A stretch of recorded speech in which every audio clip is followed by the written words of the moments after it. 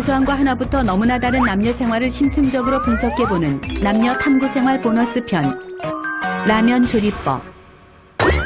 남자가 출출한 배를 달래기 위해 라면을 끓여요. 출출할 땐 라면이 왔다예요. 냄비에 물을 대충 받아 가스레인지에 올려 끓이기 시작해요. 더디게 끓는 물에 더 이상 참을 수 없어 라면과 스프를 미지근한 물에 던져 넣어요. 스프 봉지가 떨어졌지만 개의치 않고 건져내 국물 한 방울까지 빨아먹어요. 평생 파트너인 계란과 김치를 꺼내요. 아싸 가오리, 먹다 남은 참치와 햄도 있어요. 라면과 궁합이 잘 맞는 기특한 녀석들이에요. 시큼한 냄새가 나긴 하지만 포기할 순 없어요. 순조롭게 끓고 있는 라면에 계란을 풀고 김치를 넣어요. 그리고 DHA를 다량으로 함유하고 있는 참치를 넣어요. 참치기름 한 방울도 놓치지 않고 넣어주는 센스는 기본이에요. 이제 대망의 햄사리예요. 햄사리를 넣을 땐 숟가락으로 숭덩숭덩 잘라 넣는 것이 키포인트예요. 냄비 안을 덮고 있는 기름띠를 바라보며 흡족한 미소를 지어요. 그러다 몇 개월째 같은 방식으로 라면을 끓이고 있는 자신을 발견해요. 지독한 매너리즘을 극복할 파격적이면서도 실험적인 조리법을 구상해요. 순간 엄청난 아이디어가 떠올라요. 어젯밤 먹다 남은 삼겹살이 그 주인공이에요. 스멜. 결과가 두렵긴 하지만 매너리즘을 극복하기 위해선 모험을 할 줄도 알아야 한다고 생각해요. 과감하게 삼겹살을 던져 넣어요. 이제 주사위는 던져졌어요. 결과는 하늘에 맡길 뿐이에요. 뭔가 스펙타클한 작품이 나올 것 같아 가슴이 뛰어요. 드디어 계란김치 참치햄 삼겹살 라면이 완성됐어요. 성급한 마음에 라면을 입에 쑤셔 넣다가 뱉어요. 이런 젠장, 입천장 홀라당 닦아줬어요. 느끼하긴 하지만 아주 만족스러운 맛이에요. 다 때려치우고 라면 장사나 할까라는 생각에 잠시 빠져봐요. 라면은 국물까지 싹 마셔주는 것이 예의예요. 아주 퍼펙트하고 럭셔리한 식사였다고 자화자찬하며 격렬한 감탄사를 내뱉어요. 불룩한 배를 두드리며 상을 발로 살짝 밀어놓아요. 지금까지 남자의 라면 끓이기였어요. 요즘은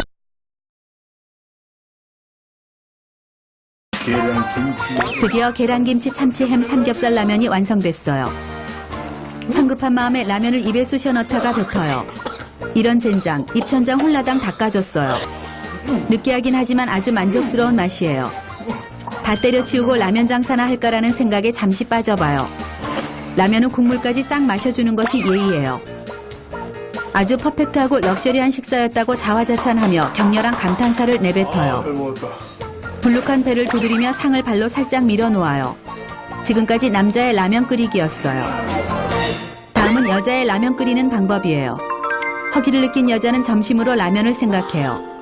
칼로리를 생각하면 절대로 먹어선 안 되는 악의 축이지만 어쩔 수 없어요. 너무 먹고 싶어요. 차라리 저녁을 굶겠다는 비장한 각오로 라면을 찾기 시작해요. 엄마가 3가지 종류로 구비해놓은 라면을 꺼내 칼로리를 비교해봐요. 475칼로리, 475칼로리, 510칼로리. 가장 칼로리가 적은 475칼로리에 MSG는 전혀 사용하지 않았다는 매운맛 라면을 선택하기로 해요. 냄비는 2개를 준비해요. 편의상 국물 냄비와 면발 냄비라 이름 지어요. 국물 냄비에는 라면 조리법에 나온 그대로 계량컵 2컵 반을 정확히 생수를 부어 준비해요. 국물은 입으로 들어가는 것이기 때문에 절대로 생수를 넣어요. 면발용은 면발이 충분히 익을 수 있을 정도의 물을 채워요. 생수면 좋겠지만 수돗물도 상관없어요. 물이 팔팔 끓기 시작하면 생수를 넣은 국물 냄비에 야채 스프와 분말 스프를 넣어요. 끓는 점 온도를 높여줘 라면의 맛을 살려줄 것이에요. 수돗물을 넣은 면발 냄비에는 면을 4등분하여 넣어요. 팔팔 끓는 물에 라면을 넣어 헤치고 생양파를 넣어요. 생양파가 면발의 기름기를 쫙 잡아줄 것이라 믿어요. 이때 봉지에 남은 라면 부스러기가 보여요. 생라면의 고소함이 여자를 유혹해요. 그 유혹을 견디지 못하고 입으로 털어넣어요. 고소함이 온 입안을 감싸고 도네요. 면발이 풀어지면 젓가락으로 면발을 살짝살짝 들어 올려 찬바람을 불어넣어 주어요. 뜨거운 물과 차가운 바람이 반복적으로 만나 쫀득이고 탱글한 면발을 완성해요. 면발이 다 익으면 면을 익혔던 냄비의 물과 기름을 머금은 양파는 버려요. 기름을 빼내는 가장 핵심적이고 중요한 과정이에요. 보글거리며 끓고 있는 빨간 국물에 탱글한 면발을 투하해요. 국물에는 개운한 맛을 돋아줄 파를 쫑쫑 썰어 넣어요. 계란은 노른자 옆구리가 터져 국물이 탁해지지 않도록 조심스럽게 넣어요. 마지막 순간 얼음을 넣는 건 나만의 비법이에요. 이것으로 면발은 더욱 탱글한 탄력을 뽐내요. 드디어 라면을 먹을 시간이에요.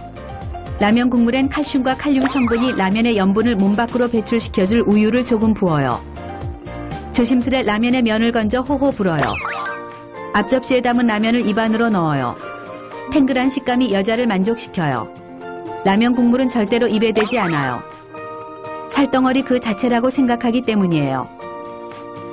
라면에서 면발만 건져 먹는 건 기나긴 고회의 시간이에요. 얼큰해 보이는 국물이 계속해서 한 입만 먹어보라고 소리치는 것 같아요. 어쩔 수 없이 먹던 라면 그릇을 싱크대에 버려요. 결국 또다시 라면을 입에 댔다는 자책감에 괴로움이 밀려와요. 엄청난 칼로리와 염분, 몸을 해치는 MSG들이 내 몸에 다량 투하되었다고 생각하니 벌써 살찐 기분이에요. 라면을 사다 놓은 엄마가 원망스러워져요. 이러다가 돼지가 될지도 모른다고 생각하니 덜컥 겁이 나요. 라면의 칼로리를 지금 당장 소모해버리겠다는 일념하에 여자는 바로 운동을 시작해요. 지금까지 여자의 라면 조리법이었어요.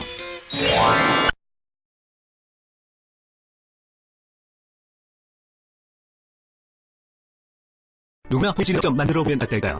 누구나 믹서 전문점 홈페이지를 질 수 있습니다. 남자, 여자 몰라요. 여자도 남자 몰라요. 사소한 거 하나부터 너무나 다른 남녀.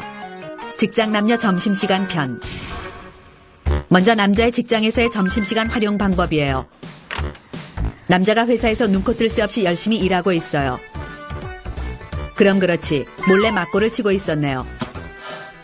하지만 상사에게 걸리는 불상사는 절대 일어나지 않아요. 이젠 발소리만 들어도 위험인물인지 아닌지 알 수 있는 경지에 올랐기 때문이에요.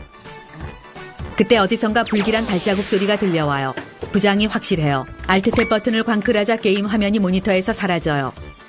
여지없이 남자의 뒤로 부장이 눈을 번뜩이며 지나가요. 아싸라비아, 위기를 무사히 넘겼어요. 맞고도 칠 만큼 치고 나니 슬슬 배꼽시계가 알람을 울리기 시작하네요. 아니나 다를까 점심시간이 임박했어요. 그때 사이코 부장이 이사님께 결제를 받으러 갔다는 희소식이 전해져요. 그러자 모두들 정광석화처럼 점심을 먹으러 나가요. 오전 동안 열심히 일한 동료들과 당구장으로 가요. 시간을 아끼기 위해 당구장으로 가는 동안 자장면을 배달시켜요. 오늘은 자장면과 겜비 물리기라는 타이틀이 걸렸어요.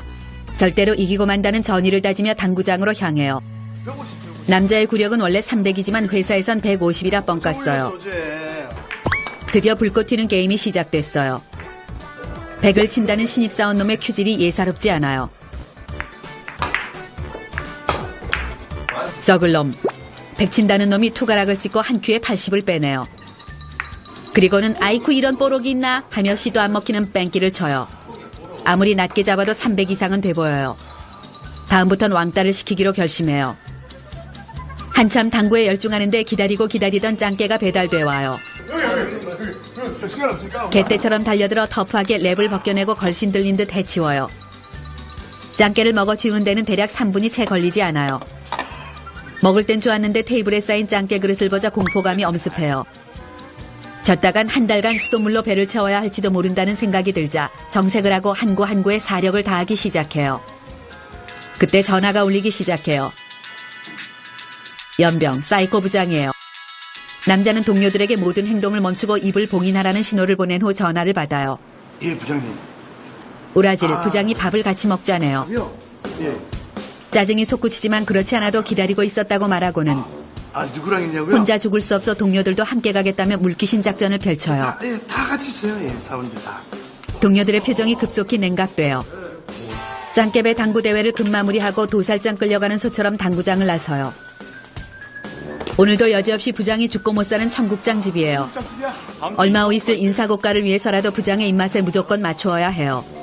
남자는 굳은 표정을 피고 입꼬리를 억지로 끌어올리고는 음식점 문을 열고 들어가요. 사이코 부장이 먼저 와 자리를 잡고 기다리고 있어요. 모두들 얼굴에 밝은 미소를 머금고 다가가 부장님과의 식사가 너무 황송해 몸둘 바를 모르겠다는 아부성 발언을 마구 던져대요. 잠시 후 공포의 청국장이 테이블에 올라와요.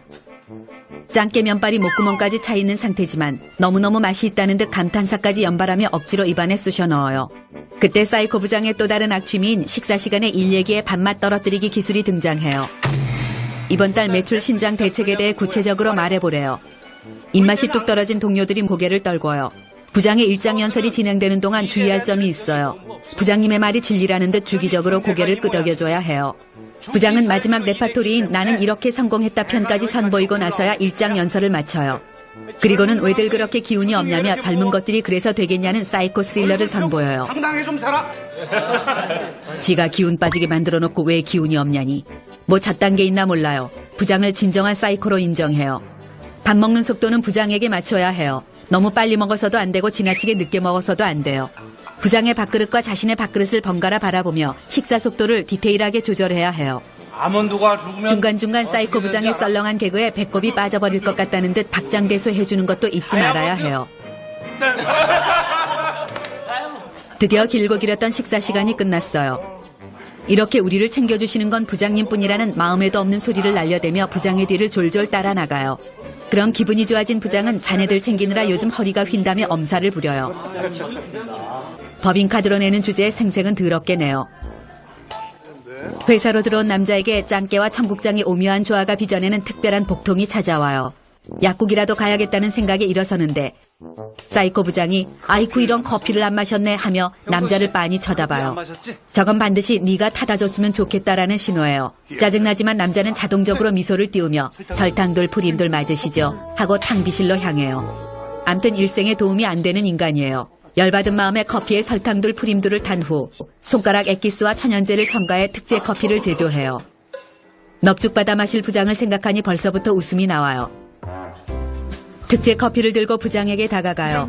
부장님! 연병, 싸가지도 없고 눈치도 더럽게 없는 여직원이 부장에게 고급 커피를 조공으로 바쳤어요. 불길한 예감이 후두부를 강타해요. 부장님. 역시나 부장이 특제 커피를 남자에게 양보해요. 사면 초가에 빠진 남자는 핑계를 대며 위기를 탈출하려 노력해요. 왜 침이라도 뱉었나 보지 하며 남자를 궁지로 몰아요. 우라질, 어쩔 수 없어요. 남자는 눈물을 머금고 특제 커피를 입안에 털어넣어요. 대장의 융털이 곤두서는 기분이에요. 위장이 너 오늘 나한테 왜 이래 이 자식아 하고 소리 지르는 것 같아요. 이젠 정말 약을 먹지 않고는 못 버틸 것만 같아 일어나 나가려는데 사악한 부장이 자 일합시다 하며 업무를 시작해요. 지금 나가는 건 부장에 대한 반항으로 간주될 수 있어요. 그럼 인사고과의 융단 폭격이 시작될 수도 있다는 생각에 남자는 자리에 주저앉아 쓰린 속을 부여잡고 업무를 시작해요. 확 사표를 써버릴까 하는 생각을 약 1초간 해봤다가 바로 접어요. 부모님, 애인, 그리고 자신의 미래를 위해서 꾹꾹 참기로 해요. 엄마, 누나, 애인 여러분, 남자들 참 불쌍해요. 남자들에겐 점심시간도 업무의 연속이에요. 가끔 남자들이 피곤해하고 짜증을 부려도 조금만 너그러이 이해해주세요. 지금까지 남자의 직장에서의 점심시간 활용 방법이었어요.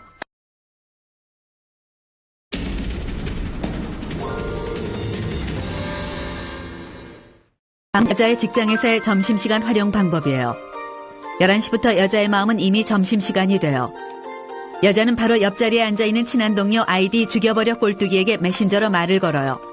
말로 했다가는 어디나 끼고 싶어하는 눈치 없고 말 많은 최대리.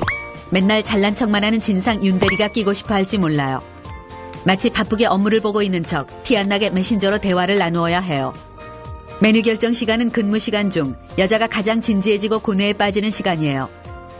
스파게티, 쌀국수, 돈가스, 일본 라멘, 고급 수제 햄버거, 세계 각국을 대표하는 메뉴들을 나열해봐요.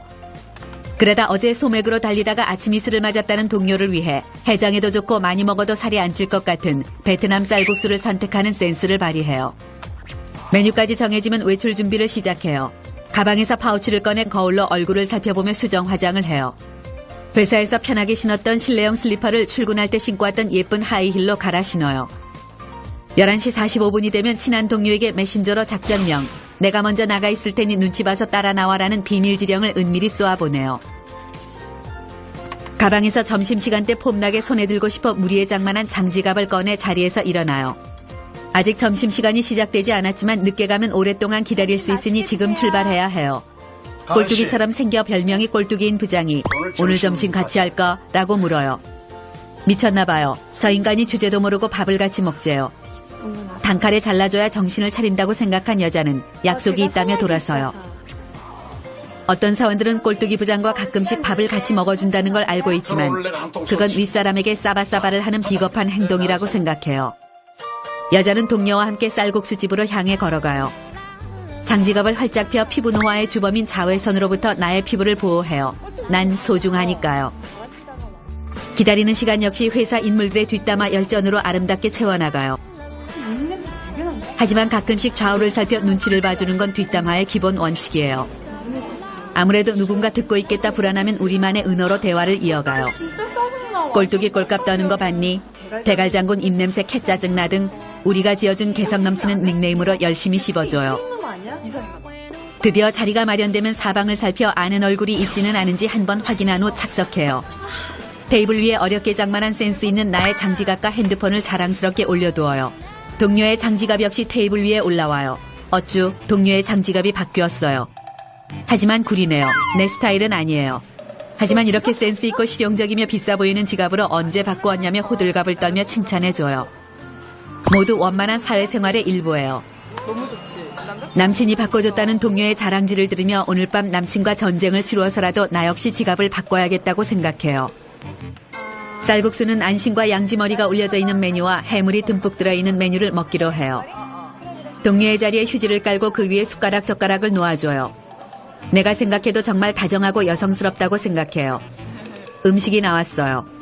뜨거운 쌀국수 국물을 먹다가 꼴뚜기 부장이 뜨거운 걸 먹을 때마다 땀을 뚝뚝 흘리는 것이 생각나 또 뒷담화를 해요. 식사를 모두 마치면 오늘 먹은 음식값을 정확히 뿜빠이 해내고 포인트 카드를 내밀어 적립해요. 테이크아웃 커피점을 들려 아메리카노를 주문해요. 쿠폰 있으세요? 10잔을 먹으면 한 잔을 공짜로 주는 쿠폰에 도장을 찍는 알뜰함도 잊지 않아요. 다 찍었다. 사원증을 목에 걸고 한 손에는 아메리카노 커피를 든 채 거리를 걷는 이 순간이 하루 중 여자가 가장 좋아하는 시간이에요. 뭔가 잘나가는 직장 여성이자 현대 여성이 된 듯한 기분이 들기 때문이에요. 천천히 걷다 보니 이미 점심시간은 모두 지나가 있어요. 동료가 늦었다며 서두르기 시작해요.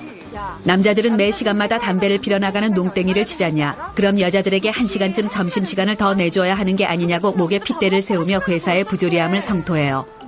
동료 역시 고개를 끄덕이며 강하게 공감해줘요. 다녀왔습니다. 점심 식사 시간을 조금 오바해 당당히 자리로 돌아온 여자는 가방에서 칫솔을 꺼내 함께 점심을 먹은 동료와 이를 닦으러 가요. 점심시간이 지난 후에 해도 아무런 양심의 가책이 생기지 않아요.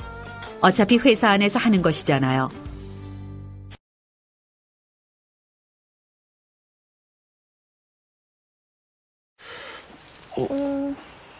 우리 한 방울 더 할까? 오빠 한 방울, 나 한 방울? 우리의 추억이 방울방울.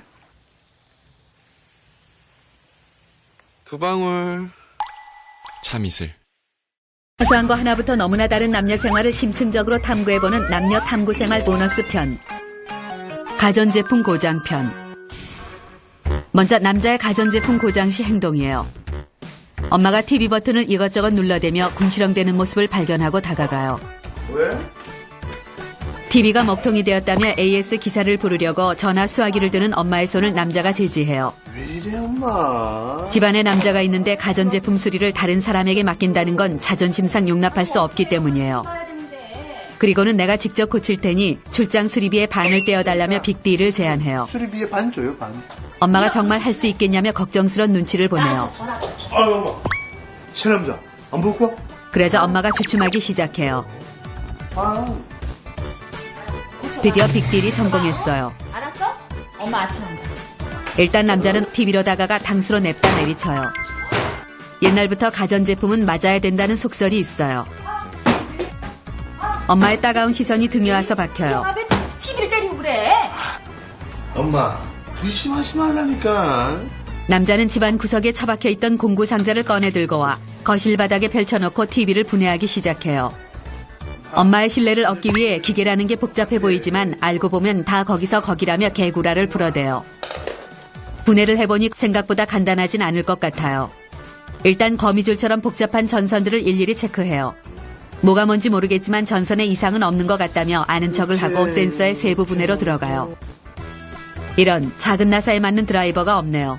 하지만 간단한 해결책이 있어요. 손톱깎이에 달린 나이프는 이럴 때 쓰라고 있는 거거든요.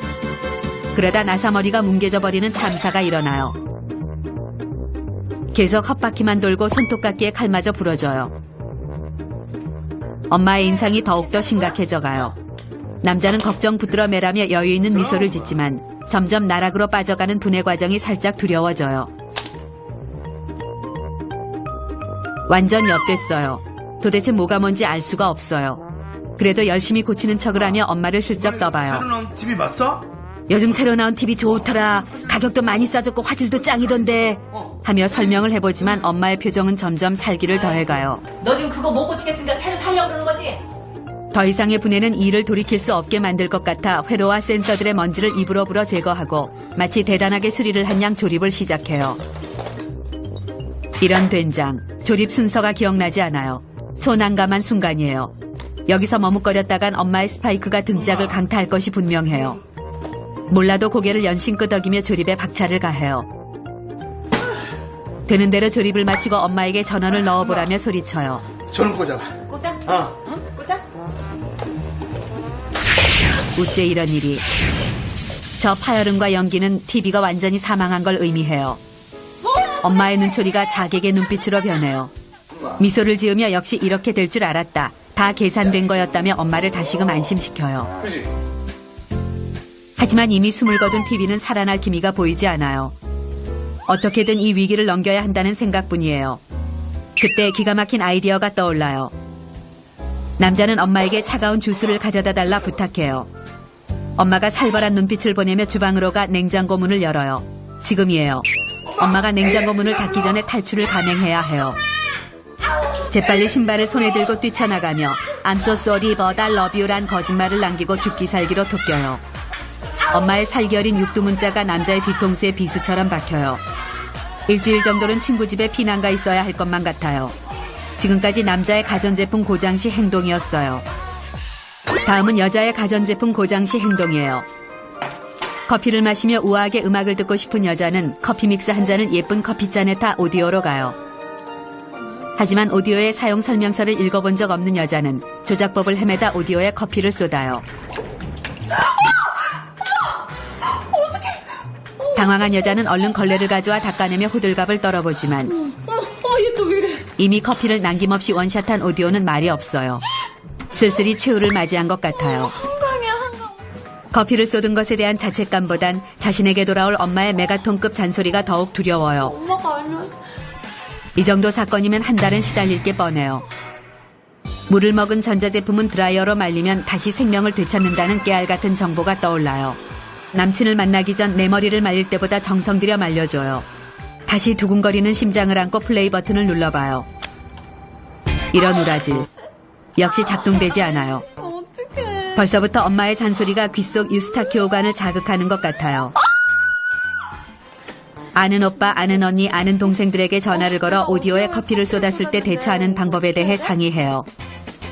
이때 예쁘고 날씬해 재수없긴 하지만 똘똘한 여자 후배 녀석이 효과 만빵 AS 센터에서 공짜로 서비스 받는 법 매뉴얼을 상세히 알려줘요.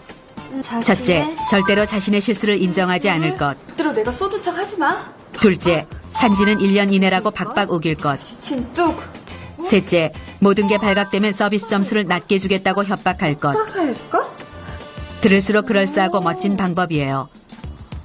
여자는 똘똘한 후배에게 맛있는 걸 사준다는 절대로 지키지 않을 약속을 한 뒤 바로 AS 센터에 전화를 걸어요.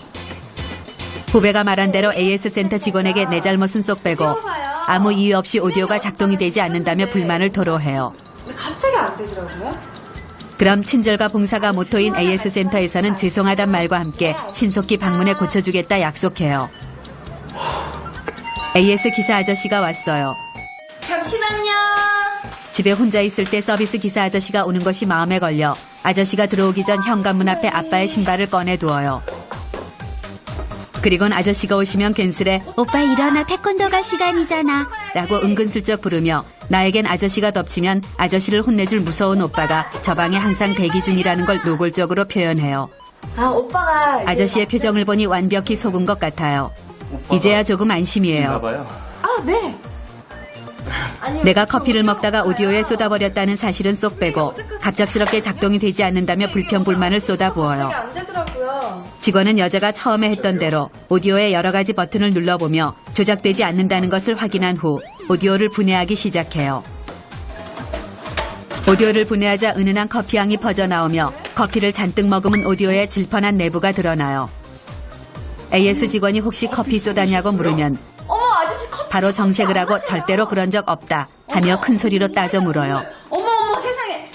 아저씨가 여전히 의심스러운 눈빛을 보내면 대기업 서비스 정신에 대한 실망감이 이루 말할 수 없으며 현재 기사님의 서비스에도 엄청난 불만을 느끼고 있다는 걸 충분히 어필해요. 잠깐만요. 그럼 아저씨는 식겁한 얼굴로 계속해서 오디오를 살펴줘요. 녹물 맞죠? 녹에. 속으로는 뭐 이런 진상이 다 있냐는 속마음이겠지만 어쩔 수 없어요. 내 잘못을 인정하면 돈이 드니까요. 땀을 흘리며 노력하는 아저씨를 보니 털난 양심에 가책이 생기며 약간 미안한 마음이 들기도 해요. 그럼 시원한 물에 얼음을 동동 띄어 아저씨에게 가져다 주고는 스스로 착한 내 마음씨에 감동해요. 잠시 후 나의 착한 마음씨에 감동한 아저씨가 분발한 듯 거짓말처럼 오디오가 작동을 시작해요. 엄마에게 들키지 않고 거기다 땡전 한 푼 들인 것이 없이 오디오를 고쳐냈다는 사실에 여자는 기쁨을 감추지 못해요. 이 아저씨가 엄마의 잔소리에서 나를 구출해준 영웅 같아 보여요. 이제 영웅 아저씨가 공구를 챙겨 가려고 해요. 아저씨! 잠깐만. 이때 여자는 아저씨에게 그동안 궁금했던 질문들을 쏟아내요. 노트북, mp3, 텔레비전, DVD 플레이어, 전자제품 전문가에게 묻고 싶었던 모든 것들에 대해 문의해요. 서비스 정신이 투철한 아저씨는 자사 제품이 아닌 것에도 친절한 설명을 해주시네요. 그리곤 서비스 센터에서 전화가 오면 고객 만족 점수를 만점 달라며 나에게 슬쩍 로비해요. 까짓거 쿨하게 그렇게 하겠다고 약속해줘요. 어차피 돈 드는 일도 아니잖아요. 다들 감사합니다. 역시 전문가를 집으로 들이길 잘했다고 느끼며 친절한 미소로 아저씨를 집 밖으로 배웅해드려요. 네. 조심해서 들어가세요. 여기서 잠깐 서비스 센터 직원의 탐구 생활이에요. 여자 고객님이 혼자 집에 있으면서 남자 신발을 밖에 꺼내놓고 자꾸 빈 방을 향해 오빠를 찾아요. 100% 방 안엔 남자 개미 새끼 한 마리도 없을 거란 걸 알지만 속는 척 해줘요. 그래야 고객이 안심하니까요. 여자 고객님들 혼자 있다고 걱정 마세요. 저희는 절대로 고객님을 해치지 않아요.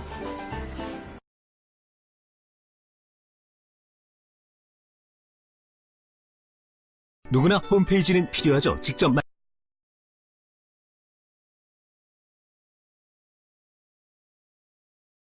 남자, 여자 몰라요. 여자도 남자 몰라요. 사소한 거 하나부터 너무나 다른 남녀. 버스 이용편. 먼저 남자의 버스 이용 방법이에요. 오늘도 친구들과의 약속 시간에 늦은 남자가 허겁지겁 달려나와요. 아, 저기 약속 장소로 향하는 버스가 보여요. 남자는 우사인 볼트로 빙의해 버스를 향해 미친 듯이 손을 흔들며 전력 질주해보지만 피도 눈물도 없는 버스는 눈앞에서 떠나버려요. 열이 받은 남자는 가다가 확 빵꾸 나나버려라 하며 자신을 버리고 간 버스를 향해 저주를 퍼부어요. 그런데 그때 간지가 좌절 흐르는 이쁜이가 나타나요. 갑자기 남자를 두고 가버린 버스가 고마워져요. 이런 걸 전화위복이라고 하나 봐요. 남자는 버스를 기다리는 척하며 이쁜이가 눈치채지 못하도록 안구만 살짝 돌려 이쁜이의 선량하기 그지없는 자태를 감상해요. 이런 제기랄, 이제야 안구가 탄력을 받아가는데 벌써 다음 버스가 도착했어요. 사내 놈들만 득실거릴 땐 죽어도 안 오던 버스가 이럴 때만 빨리 와요. 이쁜이를 두고 발길이 떨어지지 않지만 한 번만 더 늦으면 삼족을 멸하겠다던 까칠한 친구 녀석의 쌍판대기가 생각나 아쉽지만 버스에 올라요. 버스에 오른 남자는 쿨하게 엉덩이로 버스 카드를 찍고 빈자리를 찾아요. 휴대폰을 들고 에어로빅 센터 친구와 며느리 욕을 질펀하게 하고 있는 열혈 아주머니 옆자리, 푸릇푸릇하기 그지없는 깜찍이 여대생 옆자리, 그리고 버스 바퀴가 있어 다리 놓기가 더럽게 불편한 고문 좌석이 남아있네요. 열혈 아주머니 옆자리에 앉았다간 고막에 심각한 이상이 생길 수 있기에 패스하고 깜찍이 여대생이 옆자리로 다가가요. 그러다 혹시 여대생 옆자리나 골라서 하는 음흉한 남자로 보이진 않을까 하는 걱정이 쓰나미처럼 몰려와요. 심리적 압박을 견디지 못한 남자는 몸은 불편하지만 마음은 편한 고문 좌석으로 가앉아요. 다리를 이렇게 저렇게 놓아보지만 불편해 돌아버릴 것 같아요. 도대체 21세기의 버스에 왜 이런 좌석이 존재해야 하는지 이유를 모르겠어요. 자리에 앉은 남자는 우수에 젖은 눈으로 창밖을 바라보며 거리를 활보하는 여자들의 자태를 감상해요. 그때 버스에 근육질의 람보가 올라타요. 이제 빈자리는 열혈 아줌마와 남자의 옆자리밖에 남지 않았어요. 혹시라도 남자의 옆에 앉으면 가뜩이나 불편한 자리에서 람보의 쫀득한 말근육을 온몸으로 느껴야 하는 악랄한 고문까지 당할 수 있어요. 조조해진 남자는 통로 쪽으로 자리를 살짝 옮겨 앉으며 너 같은 떡대를 가진 사내놈을 위해 비어든 자리가 아니니 딴 자리를 알아보는 게 좋을 게야 라는 거룩한 뜻을 단호하게 어필해요. 이런 된장, 이 눈치도 더럽게 없는 남보가 자기가 안으로 들어가 앉겠다네요. 어쩔 수 없이 다리를 최대한 오므려 자리를 내줘요. 람보가 앉자 자리가 비좁아져 숨도 쉴 수 없어요. 게다가 말근육이 몸에 닿자 기분이 아주 더럽기 짝이 없어요. 기분이 확 잡친 남자는 가방에서 DMB를 꺼내 시청하기 시작해요. 그런데 부담스럽게 한이 없는 남보가 DMB를 힐끔거리는 게 느껴져요. 이럴 때마다 남자는 많은 갈등에 휩싸여요. 괜히 채널을 바꿨다간 꼴랑 DMB 하나 가지고 더럽게 유세 떤다는 기분을 줄 것 같기 때문이에요. 그렇다고 그냥 접어넣기엔 쫌스러워 보이고 돌아버릴 지경이에요. 괜히 꺼냈나 봐요. 그때 대략 50대 초반쯤 되어 보이는 아주머니께서 버스에 올라 남자의 근처로 다가와서요. 이 순간이 버스를 이용할 때 가장 갈등되는 상황이에요. 양보하기엔 좀 젊어 보이시고 그렇다고 그냥 앉아있기엔 뭔가 껄쩍지근한 어중뛴 상황이에요. 혼란스러운 남자는 일단 눈치를 살피며 마치 난 아주머니를 보지 못했다는 듯 DMB의 고개를 쳐박아요. 양심의 가책이 느껴지긴 하지만 아직까진 버텨볼만 해요. 그런데 버스 안의 사람들이 저런 싹바가지 없는 놈의 시키 라고 남자를 욕하는 환청이 들리기 시작해요. 심리적 압박을 이기지 못하고 아주머니에게 양보를 하려는 찰나 이런 오라질. 옆자리의 말근육 남보가 아주머니 여기 앉으시와요 하며 자리를 양보해요. 이 순간부터 람보는 장유유서를 지키는 건실한 청년이 되고 남자는 페리나가 되는 순간이에요. 사실 저도 양보하려고 했으나 아주머니가 기분 나빠하실까봐 참은 것이 왜다 라고 변론하고 싶지만 이미 늦었어요. 남자는 뻘쭘한 표정으로 자리를 창가 쪽으로 옮기고 아주머니를 통로 좌석으로 양보하며 최소한의 예의라도 발휘해보려고 애써보지만 아주머니의 표정은 싸늘하기만 해요. 이럴 땐 아주머니가 하차하실 때까지 자는 척하는 수밖에 없어요. 잠시 후 아주머니가 하차하자 마음이 조금 편안해져요. 이제 눈을 떠도 될 것만 같아요. 그런데 그때 신봤어요. 평소엔 좀처럼 볼 수 없는 연예인간지의 쑥쑥빵빵 여신이 강림했어요. 남자는 가랑이를 좁히고 창가 쪽으로 최대한 몸을 밀착시킨 후 이 버스에서 내 옆자리만큼 안락하고 편안한 자리는 없다는 뜻을 어필해요. 아싸, 오늘 완전 개탔어요. 여신이 내 옆자리를 선택해 주었어요. 심장이 두근거리고 표정 관리가 되지 않아요. 다시는 못 만날 여자임을 알면서도 남자는 괜히 여신을 의식하기 시작해요. 표정은 젠틀하게 유지하고 평소엔 거들떠보지도 않던 영어회화 교재를 꺼내 읽기 시작해요. 버스에서도 공부를 하며 미래를 위해 달려나가는 건실한 청년 이미지만큼 괜찮은 남자로 보이는 건 없다고 생각하기 때문이에요. 그때 여신의 전화벨이 울려요. 여신이 다정하게 한마디 하네요. 자기야, 어디야? 이런 우라질, 임자 있는 여신이었어요. 몇 시에 만난다고? 엄청난 실망감과 품절 여신에게 설렜던 자신의 어리석음에 대한 자책감이 몰려와요. 순진한 총각의 순정을 가혹하게 짓밟은 품절 여신이 원망스러워요. 이럴 땐 마구 삐뚤어져 버리고 싶어요. 엎친 데 덮친 격으로 차가 밀리기 시작해요. 이런 속도면 약속 시간에 늦을 것이 확실해요. 벌써부터 까칠한 친구놈의 폭풍 육두 문자가 들려오는 듯해요. 난리 났네 이 자식들. 그때부터 남자의 머릿속은 더욱 복잡해져요. 그냥 이대로 버스를 타고 갈 경우와 내려서 뛰어가는 경우의 속도를 계산하며 짱구를 굴리기 시작해요. 아무래도 내려서 뛰어가는 편이 빠르겠어요. 기사 아저씨께 사정사정을 하고 후다닥 버스에서 하차해 연락에 뛰어가기 시작해요. 그런데 이런 된장 젠장 대엔장. 남자가 한참을 달리고 있는데 타고 있던 버스가 남자를 앞지르기 시작해요. 길이 언제 막혔냐는 듯 뻥뻥 뚫려 있어요. 남자는 하늘을 향해 나한테 정말 왜 이러는 거니? 하며 원망 섞인 저주를 내뱉고 죽기 살기로 약속 장소를 향해 달려가요. 여자가 친구 모임에 가기 위해 버스를 기다려요. 아무 소리도 들리지 않은 이어폰을 귀에 꼽아요. 이것은 난 아무 소리도 들리지 않는 상태니 말도 걸지 말고 절대 귀찮게 굴지 말라는 표시예요. 손에는 버스카드와 각종 할인카드, 적립카드, 쿠폰만을 따로 모으는 예쁜 카드 지갑을 들고 있어요. 아까부터 버스를 기다렸는데 다른 버스는 다 오고 여자가 타려는 버스만 오지 않아요. 슬슬 짜증이 나요. 이때 여자보다 늦게 온 사람이 먼저 버스를 타는 어처구니 없는 일이 발생해요. 서울 시내의 교통 시스템에 대해 굉장한 불만감을 느끼는 동시에 왠지 오늘은 머피의 법칙의 연속일 것 같은 불안감이 엄습해요. 드디어 여자가 탈 버스가 왔어요. 한참 만에 온 버스에 올라타 슬쩍 기사 아저씨를 째려봐요. 아저씨는 여자가 째려본 걸 눈치도 못 채지만 이렇게라도 복수를 해야 마음이 풀리기 때문이에요. 예쁜 카드 지갑을 단말기에 대 삑소리가 나면 재빨리 앉을 자리를 스캔해요. 이때 피부 최대적인 자외선이 내리쬐지 않으면서도 직접적으로 온풍기 바람은 쐬지 않아도 돼 피부에 자극이 없는 통로 쪽 자리가 생겼어요. 심지어 옆좌석에는 엉덩이가 작아 둘이 앉아도 불편함을 전혀 느끼지 않을 것 같은 빈약하기 그지없는 여자가 앉아 있어요. 천천히 자리로 다가가요. 이런 씨, 갑자기 어딘가에서 못생긴 가방이 날아옴과 동시에 안면 철판 아줌마가 달려와 낼름 앉아버렸어요. 순간의 방심이 화를 불렀어요. 아줌마는 무적이라는 걸 잊어선 안 돼요. 하지만 여자는 앉는 것을 절대 포기할 수 없어 재빨리 버스 안을 다시 스캔해요. 저기 곧 내릴 듯한 액션을 취하는 여자가 보여요. 여자는 재빨리 눈망울이 커 콧사슴을 닮은 여자의 앞자리를 선점해요. 자꾸만 창문 밖을 두리번거리고 지갑까지 꺼내 손에 쥐고 있는 것으로 보아 곧 내릴 것이 확실해요. 혹시라도 그 자리를 노리고 있는 다른 경쟁자의 눈빛이 느껴지면 앉아있는 꽃사슴녀를 감싸듯 양쪽 손잡이를 잡으며 내 영혼은 이미 이 자리에 착석했으니 꿈 깨쇼. 라는 단호한 의지를 어필해요. 그 후 꽃사슴녀가 내릴 때 여자가 앉기 쉬운 방면으로 길을 살짝 터주면 그 자리를 득템할 수 있어요. 입가에 미소가 번지며 곧 자리에 앉을 수 있을 거란 희망에 부풀어요. 그런데 멍미, 이번 곧 정거장에 도착한다는 방송 안내에도 꽃사슴녀는 지갑을 손에 쥔 채 꼼짝도 하지 않아요. 여자를 약올려 죽일 작정인가 봐요. 괜히 사람 맘만 들뜨게 하고 내리지는 않는 저 버르장머리는 어디서 배웠는지 모르겠어요. 갑자기 꽃사슴녀가 초절정 비호감 막장 불려시로 보여요. 이때 버스가 좌회전을 하자 버스로 비춰지는 자외선의 방면이 달라져요. 저 자외선이 버릇없는 막장 불려시에게 엑기스로 모아져 쏘아졌으면 좋겠다는 생각이 간절하게 들어요. 이때 드디어 자외선과 온풍기 바람이 없는 안락한 자리가 나타나요. 이번만큼은 놓칠 수 없어요. 재빨리 다가가 라이벌보다 엉덩이를 먼저 들이넣어 착석해요. 평소 달리기 실력은 꽝이지만 자리를 맡을 때는 그 누구보다 재빨라지는 초능력을 발휘해요. 자리에 앉은 뒤 입고 온 미니스커트가 올라가면 가방에서 가디건을 꺼내 무릎 위를 덮고 가방으로 가리는 조신함도 잊지 않아요. 여자는 무심한 시선을 창밖으로 던지는 척하며 옆자리 여자의 패션을 스캔해요. 여자의 무릎 위에 가방이 눈에 띄어요. 명품을 가장하고 있지만 다금질의 상태를 보아하니 짝퉁이 확실해요. 난 지난 여름에 산 네 가방이 짝퉁인 걸 알고 있다. 라고 말하고 싶지만 꾹 참아요. 이때 옆자리의 짝퉁 가방녀가 핸드폰을 꺼내 문자를 보내요. 절대 관심은 없지만 자꾸 시선이 짝퉁녀의 휴대폰으로 향하고 어느새 눈은 문자를 읽고 있어요. 오빠 왜 이렇게 전화가 안 돼? 킥킥, 남친이 바람을 피우는 게 확실해요. 여자는 속으로 다른 여자랑 놀고 있으니까 전화를 안 받지 하며 고소해해요.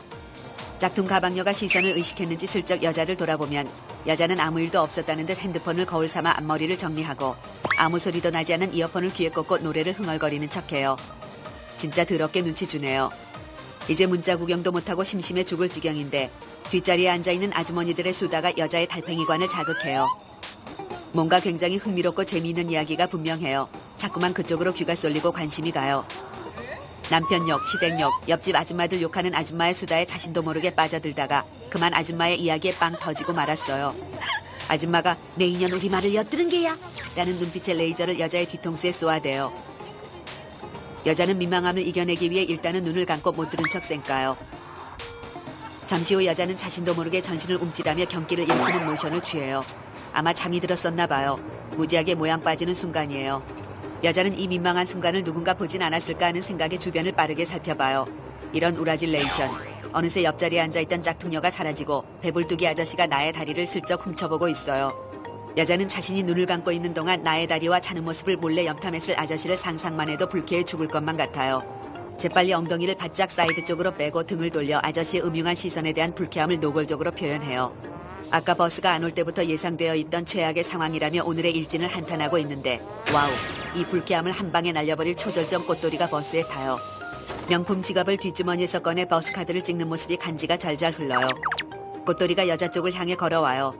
이 배불뚝이 비호감 아저씨가 옆에 앉아있어 저 훈남이 여자 옆으로 오지 못해요. 이 아저씨가 전생에 나랑 무슨 왼수를 졌나 모르겠어요. 이번 정류소 그러다 결국 여자가 내릴 정거장에 거의 다 도착하고 말았어요. 여자는 내릴 정거장 한 정거장 전쯤 일어나 내리는 입구에 서서 어여쁜 카드 지갑을 꺼내 단말기에 찍어요. 그리고 방금 탄 명품 지갑을 쓰는 훈남을 촉촉하게 바라보며 저 이번에 내려요. 라고 말하고 싶지만 용기를 내지는 못해요. 지금까지 여자의 버스 이용 방법이었어요.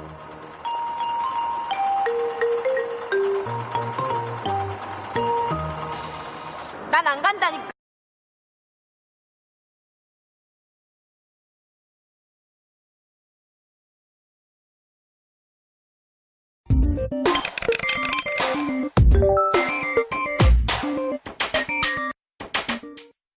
남자, 여자 몰라요.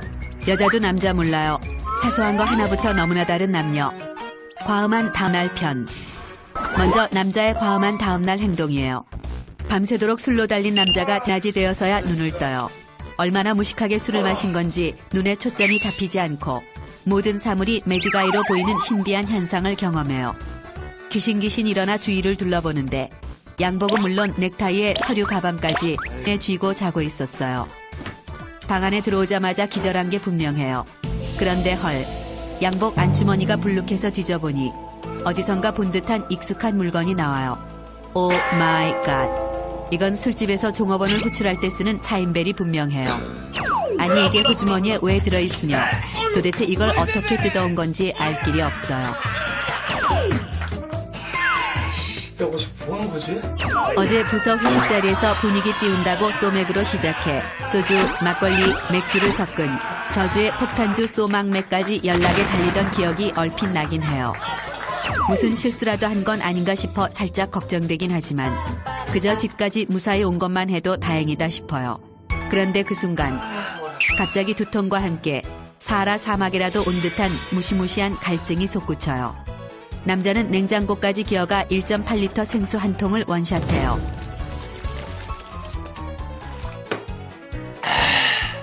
이제야 좀 살 것 같아요.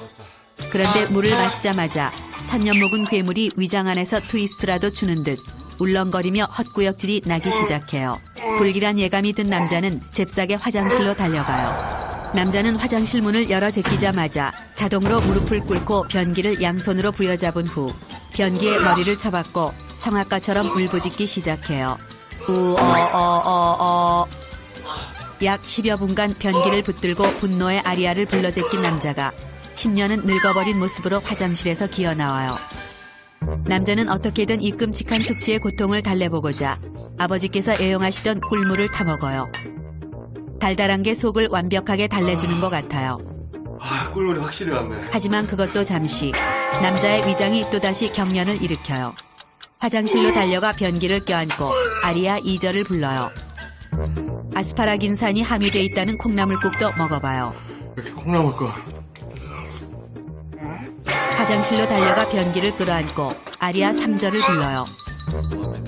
마지막 카드로 수치 해소제를 먹어봐요. 화장실로 달려가 변기를 끌어안고 아리아 4절을 불러요. 이러다 변기와 사랑이라도 빠질 기세예요. 이 모든 방법은 술을 정도껏 먹었을 때나 효과가 있지 어제처럼 무식하게 마신 경우는 산삼 100뿌리를 씹어 먹어도 아무 소용없어요. 남자의 눈에 눈물이 그렁그렁 맺히고 이러다 위장과 십이지장까지 토해내는 건 아닐까 하는 두려움이 몰려와요. 그런데 오 마이 갓. 그때 뭔가 엄청 씁쓸하고 걸쭉한 느낌의 액체가 나왔어요. 이 액체는 주당들 사이에 전설처럼 전해지는 위액이란 놈이 분명해요. 이건 아주 무시무시한 상황이에요. 이놈을 눈으로 확인한 날은 오늘은 죽었다 생각할 만큼 극심한 고통에 시달린다는 주당 전설이 있기 때문이에요. 이 상황에선 물 한 모금도 먹어선 안 되는 걸 그동안의 경험으로 아는 남자는 탈진 상태가 된 채 침대에 가서 쓰러져요. 그런데 무시무시한 두통이 밀려와 잠도 안 오고 입에선 에이고 에이고 하는 신음소리가 자동으로 튀어나와요. 동시에 도대체 왜 그렇게 술을 무식하게 마셨을까? 나라면 정말 구제불능이네. 다시 술을 먹으면 내가 인간이 아니라 멍멍이네. 하며 후회를 거듭하고 반성하다 잠에 들어요. 5시간 후 기절한 듯 잠들어 있던 남자가 잠에서 깨어나요. 그런데 몸상과 잠들기 전보다 훨씬 나아졌어요. 드디어 본격적인 해장 타임이 된 것이에요. 완벽하게 부활하기 위해 남자가 어딘가로 전화를 걸고 집 주소를 부른 후 외쳐요. 매운 짬뽕 플리즈. 속풀이엔 역시 짬뽕이 짱이에요. 남자가 배달된 짬뽕의 랩을 터프하게 뜯어 면은 패스하고 국물만 마셔대요. 매운 국물 때문에 머릿속이 띵해지며 땀이 줄줄 흘러요. 주당들 사이에서 이때 흘리는 땀은 어제 마신 술이 나오는 거라 여겨지고 있어요. 땀을 푹 흘린 남자의 속이 살짝 편안해지는 것 같아요. 그런데 속이 풀리자 엄청난 공복감이 밀려오기 시작해요. 왜 이렇게 과음한 다음날엔 뱃속에 거지가 100명쯤 들어앉은 것처럼 허기지는지 모르겠어요. 남자는 냉장고를 열어 제끼고 먹을 수 있는 건 뭐든 꺼내 닥치는 대로 먹어대기 시작해요. 뱃속에 끊임없이 음식물을 투입하던 남자의 위장에서 묵직한 신호가 오기 시작해요. 남자가 다시 화장실로 달려가요. 그런데 오 마이 갓. 응가에서 무시무시할 정도로 강력한 알코올 향이 피어나요. 남자는 응가 냄새에 다시 술이 취하기 시작해요. 응가를 배출하자 속이 100배는 더 편안해졌어요. 하지만 아직까지 완벽히 회복되지 않은 남자는 하루 종일 TV 앞 소파에 드러누워 다시는 술을 먹지도 않을 것이고 이참에 완전히 끊어버리겠다 다짐하며 먹고 자고 화장실 가고 먹고 자고 화장실 가고를 무한 반복해요. 띠띠띠띠 오후 6시가 되었어요. 어머나 세상에 몸 상태가 가뿐해졌어요. 거짓말처럼 두통도 사라지고 속쓰림도 울렁거림도 완전히 사라졌어요. 참 불가사의한 게 아무리 과음을 해도 다음날 오후 6시경이 되면 몸 상태가 완전히 회복된다는 거예요. 그때 친구한테 전화가 걸려와요. 헐, 술이나 한잔 하재요. 남자는 어이없다는 듯 단호하게 콜을 외쳐요. 어차피 속은 가라앉았고 낮에 잠도 푹 자서 밤에 잠도 안 올 것 같고 결정적으로 술이 살짝 땡기기 때문이에요. 이때 남자는 그렇게 고생을 하고도 또 술이 땡기는 자신이 알코올 중독이 아닐까 싶어 걱정도 되고 지나치게 혹사시키는 간에게도 미안해져요. 그래도 사회생활하는 남자가 술을 절대 안 마실 순 없는 거고 조심해서 마시면 별 문제는 없을 거라 스스로를 위로하며 술자리로 고고싱해요. 다음은 여자의 과음한 다음날 행동이에요. 오장육부를 사포가 쓸고 지나가는 쓰라린 고통을 느낀 여자가 신음을 내뱉으며 잠에서 깨어나요. 그런데 오 마이 갓. 어제 여자는 분명 회식에서 달려 원샷을 외치고 있었는데 눈을 뜬 곳이 집이에요. 순간 이동이라도 했나봐요. 이때 여자의 눈에 벗다 말고 잠들어버린 신상 블라우스가 눈에 띄어요. 블라우스로 안주를 쌈싸 먹었는지 김치 국물로 얼룩이 져 있는 것이 걸레짝이 따로 없어요. 이때 여자는 덜컥 가슴이 내려앉는 기분이 들어요. 블라우스가 이 정도면 다른 신상 아가들의 안전도 보장할 수 없으니까요. 여자는 초스피드로 일어나 어제 데리고 나갔던 신상 아가들의 안부를 확인하고 싶지만 그럴 수 없어요. 울렁울렁 머리가 깨질 것 같아 움직이기조차 힘드니까요. 하지만 머리가 부서진다 한들 가만히 누워있을 수 없어요. 가방과 옷들이 너무너무 걱정되니까요. 그런데 오 마이 갓. 할부도 끝나지 않아 목숨같이 아끼던 가방과 옷들이 처참히 망가져 있어요. 여자는 자신을 쥐어박으며 아가들에게 무슨 짓을 한 것이냐며 자책하기 시작해요. 그런데 이때 어렴풋 여자가 한 짓들이 떠오르기 시작해요. 회식에서 신나게 마셔 달려를 하던 여자가 잘난 척을 하며 설교를 하는 과장에게 네가 뭐 잘난 게 있다고 잘난 척이냐며 삿대질을 해대고 대머리를 컴플렉스로 안고 있는 부장님의 머리를 쓰다듬으며 우리 꼴뚜기 부장 이러다가 문어 되겠네. 그렇게 짠돌이니까 머리가 다 빠졌지. 라며 반짝거리는 머리까지 쓰다듬어 준 것이에요. 이것이 정말 꿈이었으면 싶지만 틀림없는 사실이에요. 여자는 앞으로 회사 사람들 얼굴을 어떻게 볼까? 이대로 사표를 제출해야 하는 게 아닐까 고민에 빠져요. 하지만 사표를 써서 회사에 나온다 한들 이 나이에 마땅히 갈 회사도 없고 대책도 없어요. 여자는 이 모든 사실을 몰라 기억 안 나 하기로 하며 회사 동료들에게 어젯밤 기억이 하나도 안 나요. 어제 잘들 들어가셨나요? 라는 문자를 보내어요. 이렇게라도 하면 쌩까기가 더 쉬워지니까요. 그런데 이때 오 마이 갓. 거울 속에 폭삭 늙은 팬더 한 마리가 눈에 띄어요. 어제 술에 취해 들어와 화장도 안 지우고 잔 것이에요. 여자는 평소보다 몇 곱절 꼼꼼하고 정성스런 세안을 해주기로 해요. 화장을 지우던 여자는 내가 미쳤지, 내가 미쳤어를 방언 터지듯 말해요. 그동안 최고급 화장품으로 만든 도자기 피부를 한순간의 실수로 망쳐버린 것은 미친 짓이니까요. 세안을 마친 여자가 자신이 짓밟은 피부 복원 작전에 돌입하려 스킨을 여는 순간 오 마이 갓. 스킨 냄새가 완전 소주 냄새예요. 여자는 곧장 변기를 끌어안고 어젯밤의 안주들을 쏟아내기 시작해요. 그런데 이때 엄마가 강력한 분노 레이저를 쏘아대며 해장국 먹어 한마디를 날려요. 해장국 먹어 라는 짧은 한마디 안에 엄마의 수십만 가지 분노가 느껴져요. 여자의 위장은 아무것도 받아들일 준비가 안 되어 있지만 그냥 닥치고 먹기로 해요. 식탁으로 갔는데 헐, 아빠가 엄마 눈치를 보며 해장국을 먹고 있어요. 상태를 보아하니 어젯밤 아빠도 꽐라가 되었나 봐요. 이때 엄마가 분노의 설거지를 하시며 내가 전생에 무슨 죄를 지어서 밤새도록 남편과 딸내미의 술주정을 받아주고 술국까지 끓여 바쳐야 하는지 모르겠다며 한숨을 내쉬어요. 여자가 무슨 소리냐, 누가 술주정을 피웠냐 묻자 엄마 왈. 여자가 네 발로 기어들어와서 알라뷰 마미를 외치며 무한 뽀뽀를 날렸대요. 그리고 뒤따라 들어온 아빠가 알라뷰 와이프를 외치며 또 무한 뽀뽀를 쏟아부었대요. 입이 10개라도 할 말이 없어진 여자는 조용히 해장국으로 자기 입을 막아요. 그런데 오 마이 갓. 해장국 한 숟가락을 넣자 입덧이라도 하듯이 우액 소리가 터져 나오며 내장이 트위스트 춤을 추기 시작해요. 엄마의 사랑과 정성 그리고 분노를 생각해 한 숟가락만 넣어보려 하지만 위장이 너 어제 그렇게 많이 먹어놓고 또 먹으려는 거냐? 나한테 도대체 왜 이러는 것이냐? 아우성 치는 것 같아요. 엄마 잘 먹었어. 울렁거리는 속을 달래던 여자의 머릿속에 어제 먹었던 고칼로리의 안주들이 떠올라요. 술을 마신 지 10시간도 넘게 지났고 이렇게 많이 토해냈는데도 아직도 배부른 것을 보면 무지하게 먹었나 봐요. 그러고 보니 얼굴도 퉁퉁해진 것 같고 팔다리도 두꺼워진 것 같아요.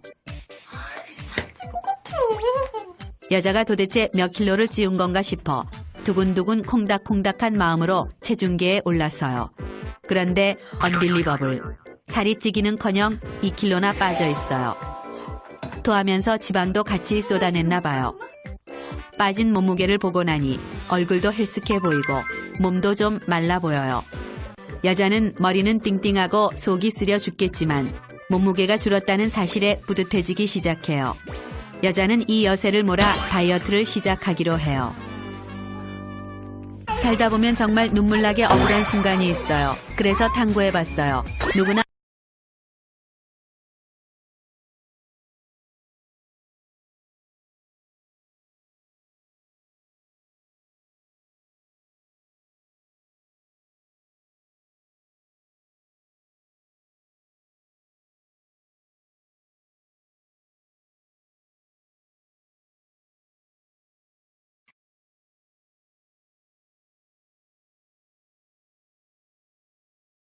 사소한 거 하나부터 너무나 다